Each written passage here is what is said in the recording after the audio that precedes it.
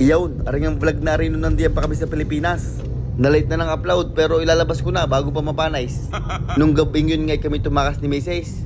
Hinabilin muna namin si Bebe sa kanya mga lolo't lola para kami makapunta sa night market, makapanundot. Pagkain lang ang susundutin. Balik kami magde-date muna ni Mrs. din sa night market. Alas 6 na nga kami nakaparnay, kadami ng tao. At ang una naming naibigan ay aring siomay ni ate. Isang order muna ng fried siomay. Ay syempre pipigan ng kalabansay, lalagyan ng bawang, sisirita ng tuyaw at lalagyan ng alamang. At kahit mainit pa iyan ay kakainin na, bibilisan na lang huya. At pag sobrang init na, ibubugan nyo na laang.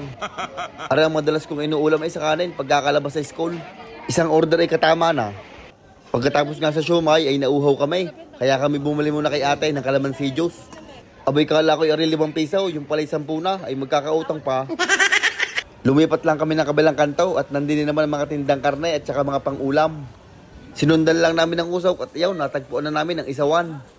Ay ari talagang aming na-miss. Ihaw-ihaw, lalo ng isaw. Kami ngay medyo na late na ng punta kaya kakaunti ang paninda. Dapat pala yung mga alas 3 o alas 4 ng hapon para maraming paninda.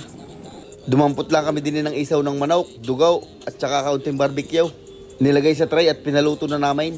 At yan ang itsura nung nalutaw. Ay nakakapagsising inedit ko pa aray, ay napaibig na uli eh. Wala kang magtatayo ng isawan dito sa malapit. Pumisto na nga ako din nilagyan ko na ng suka. Tsaka mga 1,000 asay na may kaunting sili.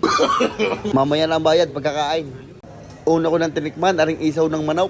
Ay anong pagkasarap. Ay kung may kanin din ay husay, bundat na naman. Pagkatapos sa isawan ay natagpo na namin ng isa pa naming hinahanap, aring calamares.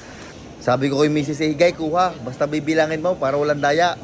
At kunin yung malalakit bagong luto. Kasarap ng calamares pag bagong luto tapos maraming suka. At bago kami umuwi ay susundot muna ako ng kaunting kwek-kwek. Abay walang daya yan, binilang ko sa harap ni ate. Pag ako'y nagkukwek-kwek, 2 sausawan ang nilalagay ko. Yung suka at saka yung manong sauce. Try nyo't kasarap.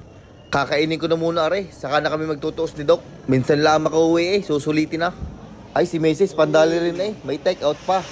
Umorder nga pala ulit ako ng kalamansi juice, kasarap kalamig. Ngiting tagumpay ang 2 bata. Wag lang magtatay mamaya. Ay paano, hanggang din na lang. Ay ako'y nagutom na sa padali kong iyon. Shout out nga pala kay Dan Ivan Silang ng Malbar, Batangas. Kay Real Max.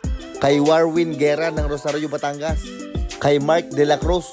Kay Leo Mark Dailo ng Candelaria, Quezon. Kay Arellano John Juan ng Mindoro. Kay Ruby Jan Para. At kay Dudel kung sino ka man. Maraming salamat mga idol.